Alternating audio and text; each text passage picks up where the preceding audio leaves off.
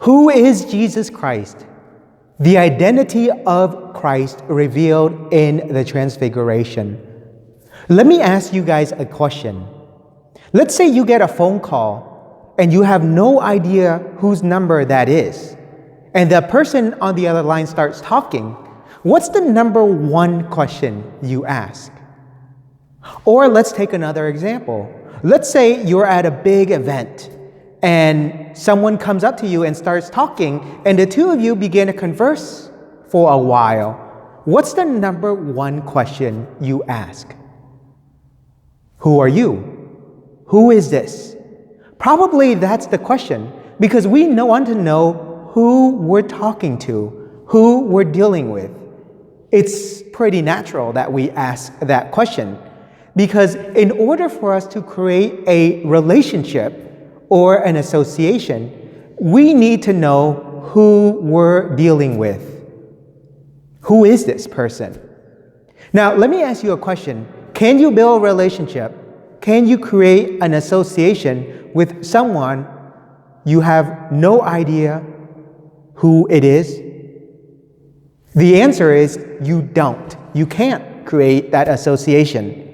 Now, every year on the 6th of August and also on the second Sunday of Lent, we read from the scriptures about the transfiguration of Jesus Christ. You see, the transfiguration is a very, very important event in the gospel. Because in a nutshell, the transfiguration symbolizes something very important. But before we get there, I want to just briefly cover a little bit about the events leading up to the transfiguration. You see, Jesus called his disciples to come and to follow. And so they went and followed Jesus. They saw the human side to Jesus Christ. They saw him feel tired. They saw him feel hungry. They experienced him sleeping, etc. Right? You get all these things. That's after Christ called them to come and to follow. You see, they followed Jesus and they became disciples. But in the back of their mind, you can just imagine, they're also asking that very same question. Who is this Jesus? Who are we following? Now, up to a certain point, we see in the gospel reading, Matthew, Mark, and Luke, Jesus takes 3 disciples, Peter, James, and John, up a high mountain, probably Mount Tabor, in the Holy Land. And they go up this mountain, and then Jesus revealed to them who he really is. Who is this Christ? So listen to the very words of the Gospel of St. Luke. While he was praying, that is Jesus, his face changed in appearance, and his clothing became dazzling white.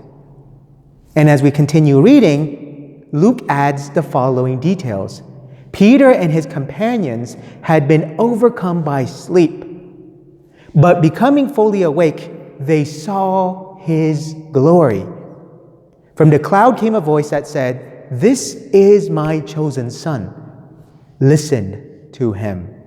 You see, the disciples have always known about the human side to Jesus, but here they experience his divinity. You see, the transfiguration of Jesus reveals to the disciples who he truly is, his divinity. So why is the transfiguration important? Well, because it's a foreshadowing, or in other words, a prefiguration of the resurrection to come. It's revealing to these disciples who Jesus is and what they are to look forward to. That is the resurrection. And so you see, in times of suffering, the disciples then will reflect on this transfiguration to realize the great glory that is to come, the glory that is on the other side. You see then, the transfiguration is the promise of hope. It is the source of hope. So we turn to the transfiguration, which points us to the resurrection. Now, additionally, the transfiguration is key to understanding one more concept, and that is the human and the divine. You see, the humanity and divinity of Christ come together here on this mountain. And so we see Jesus as the bridge then, connecting humanity and divinity. Think about it. Like Jesus inviting his disciples to come follow him, Jesus invites you to come follow. Now, of course, as we follow Jesus, we ask, well, who is Jesus? That's natural, right? We need to know who he is, and then we follow Jesus. And then Jesus also says, as we follow, we're following Jesus all the way to the cross first, before the resurrection. Now, think about it this way.